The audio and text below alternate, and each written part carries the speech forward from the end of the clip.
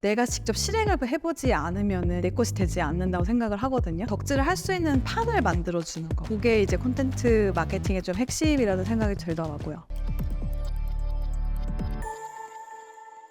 종합식품기업인 대상 주식회사에서 온라인 퍼포먼스 팀을 리드하고 있는 강명희라고 합니다. 반갑습니다. 대상에서 일하기 전에는 대출 중개 플랫폼인 이제 핀다, 네이버 이제 자회사인 콘텐츠 제작사인 플레이리스트, 수제 맥주 브랜드인 더부스에서 마케팅 총괄을 역임을 했었습니다. 제가 이제 맡고 있는 팀이 마이크로 인플루언서 분들이랑 협업을 많이 하고 있어요. 쉽게 좀 정의를 해보자면 그런 이제 소셜 채널 안에서 본인만의 이제 오리지널리티를 갖고 컨텐츠를 만들어내는 분들, 인스타그램에는 엄청나게 많은 종류의 이제 크리에이터들이 있거든요. 저희 회사에서 생산하는 제품들 중에 하나 콩단백면이라는 게 있어요. 다이어트나 식단 관리하고 있는 사람들한테는 정말 최고의 음식이다 이런 리뷰들이 좀 있었어요. 그래서 저희가 그거에 착안을 해서 몇 날 콩단백면이라는 챌린지 키워드를 개발을 해가지고 일반 소비자들의 일단 참여보다는 저희와 함께 협업하는 인플루언서 분들이 다양하게 본인들만의 레시피를 좀 만들고 그 레시피 자체가 이제 가장 높은 조회수나 인게이지를 이제 획득한 경우에 저희가 그 해당 인플루언서 분한테 이제 별도 시장을 하는 이런 식의 챌린지 진행을 했었는데, 그래서 저희가 그 당시 바이럴 할 때가 한 10월쯤이었는데 아무래도 다이어트 하는 분들이 찾거나 식단 관리하는 분들이 찾다 보니까 여름에 사실 더 매출이 좋은 상품이라서 크게 기대를 하지 않았던 것 같아요. 근데 막상 바이럴을 하면서 지금 매출이 계속 올라가고 있거든요. 어떻게 보면 그 계절성을 역행해서 더 많은 사람들한테 알려져가지고 제품이 그만큼 잘 홍보가 되는 계기가 됐었다고 생각을 합니다. 소비자의 관점에서 좀 더 치밀하게 생각을 해보는 게 필요할 것 같아요. 예전에 더부스에 있었을 때 우연한 이제 계기로 저의 첫 콜라보 이제 프로젝트가 성사됐던 적이 있었어요. 장기하 얼굴들 그 장기하 씨가 맥주를 좋아하는 사람으로 유명했었거든요. 근데 그 당시에 새로운 앨범 출시를 하는데 이 앨범을 이제 어떻게 알릴까를 이제 고민하는 과정에서 저희 회사에 이제 페이스북으로 메시지가 온 거죠. 노래 이름이 크였어요. 그거를 맥주화하고 싶다. 그래서 어떻게 보면 되게 재밌는 발상인 거죠. 그 노래를 듣고 레시피를 개발을 해서 한정판으로 판매도 하고 페스티벌이라든지 콘서트에 저희가 맥주 이제 후원을 하면서 굉장히 다양하게 재밌게 좀 마케팅 했었거든요. 당시 이제 브랜드가 지향하던 바가 Follow Your Fun이라는 이제 슬로건으로 다양한 파트너들과 다양한 스토리가 있는 사람들이랑 콜라보레이션을 통해 가지고 이제 맥주를 만들어내는 것 자체가 그런 브랜드의 슬로건과 굉장히 일맥상통한다고 생각을 했었거든요. 그래서 더부스한테는 어떻게 보면 콜라보레이션이 브랜드를 빌딩해 나가는 하나의 이제 전략이자 그 정체성 자체였던 것 같아요. 결국 이걸 바라보는 어떤 대중들이 이걸 재밌어하고 공감하고 해야 되는 것들일 텐데, 그러려면 이 두 브랜드가 만난 게 사실 말이 돼야 되거든요.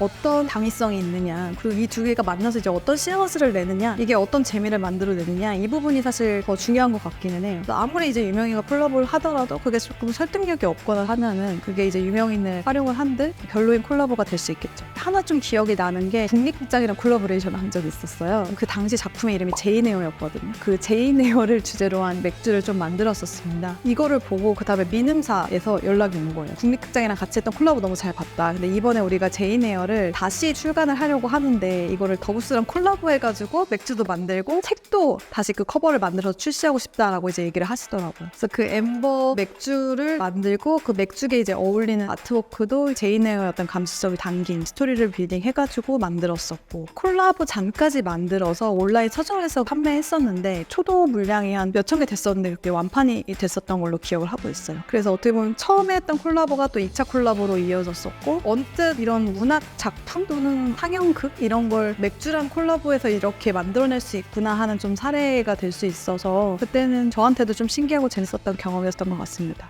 플레이리스트가 만들었던 컨텐츠가 일종의 이제 웹드라마라고 하는 5분에서 10분 정도가 되는 굉장히 짧은 숏 드라마 컨텐츠였었거든요. 돈을 내고 보기보다는 그냥 유튜브나 페이스북 같은 플랫폼상에서 자연스럽게 마주할 수 있는 리얼 컨텐츠들인데, 이걸 어떻게 밸류를 느끼고 더 보게 이제 만들 거냐, 그리고 어떻게 좀 지속적으로 다음 컨텐츠로 이어가서 보게끔 만들 거냐 하는 요거를 고민하는 역할을 하는 사람들이 이제 마케터였던 거죠. 결과적으로는 이제 그 단어가 생각이 나요. 과몰입이라고. 과몰입하게 만드는 그 무엇. 사람들이 소위 덕질한다고 하잖아요. 내가 좋아하는 드라마라든지 어떤 뭐 영화나 이런 콘텐츠를 봤을 때 거기 나왔던 캐릭터들 서사라든지 관계성이라든지 결국에는 콘텐츠에 대한 어떤 궁금함을 심어주면서도 그런 덕질을 할 수 있는 판을 만들어주는 거. 그게 이제 콘텐츠 마케팅의 좀 핵심이라는 생각이 좀 들더라고요. 대표적이었던 게 하나가 컨텐츠 마케팅을 하기 위한 컨텐츠를 만드는 거였어요. 요즘에는 사람들이 사실 컨텐츠를 풀로 다 소비하는 사람들이 없잖아요. 하이라이트를 모은 일종의 모음집이라든지 주제랑 엮어서 이제 보여주는 그런 좀 시성 있는 짤 콘텐츠라든지, 그게 결국에는 내가 드라마를 보고 난 이후에 들어와가지고 그 콘텐츠를 또 소비를 하면서 좋아하는 거죠. 막 떠들고 친구들한테 보내주면서 이거 봤냐라고 이제 다시 한번 얘기할 수 있는 그런 기회들을 좀 만들어주는, 시청자들의 어떤 감정에 이입을 해가지고 그 사람들이 공감할 만한 약간 2차 콘텐츠들을 기획하고 만들어내는 것들, 이런 게 가장 핵심적이었던 부분들인 것 같아요.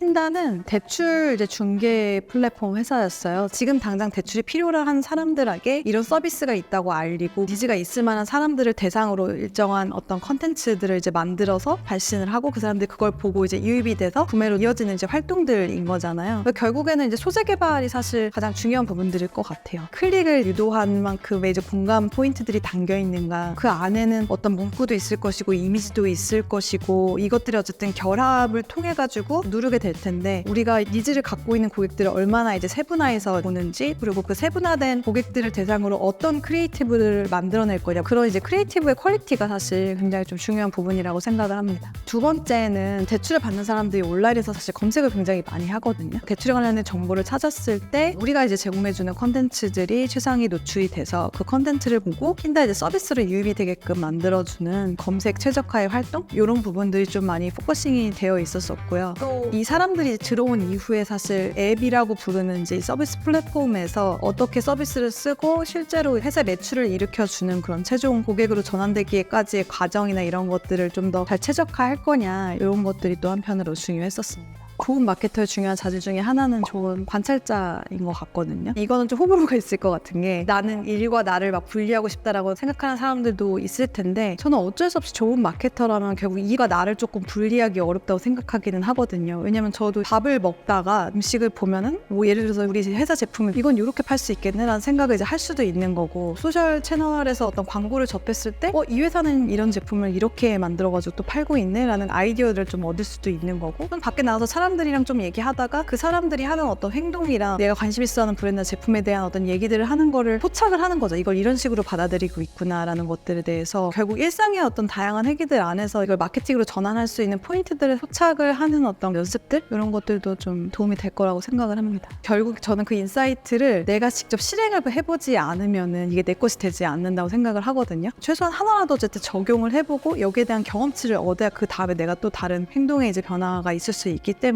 뭔가 좀 작게라도 실천을 해보는 것들, 이런 것들도 되게 필요한 일이라고 생각을 합니다. 팀원분들이랑 얘기할 때 어떤 실행을 했을 때 그 결과에 대한 리뷰들을 공유하고 얘기를 하잖아요. 근데 이제 뭔가 좀 결과가 안 좋게 나온 것들이 있을 때 그걸 얘기할 때 굉장히 이제 꺼려하고 조심스러워하는 것들이 되게 눈에 보여요. 근데 사실 관리자들은 이걸 잘하고 못하고 보다는 이걸 통해서 어떤 경험을 얻었는지, 그리고 이 경험을 이제 다음에 프로젝트에 어떤 식으로 반영할 건지 인사이트를 얻는데 훨씬 더 중요하게 생각을 하거든요. 좀 더 과감하게 많이 부딪혀 보고 자신감 있게 의견을 좀 개진하고 하면 더 좋을 것 같아요. 결국엔 부딪혀야 거기서 경험을 얻고 약간 좀 작은 성공을 만들어서 그 작은 성공들이 조금 결국엔 쌓여가지고 이제 큰 성공을 사실 만들어내는 게 있거든요.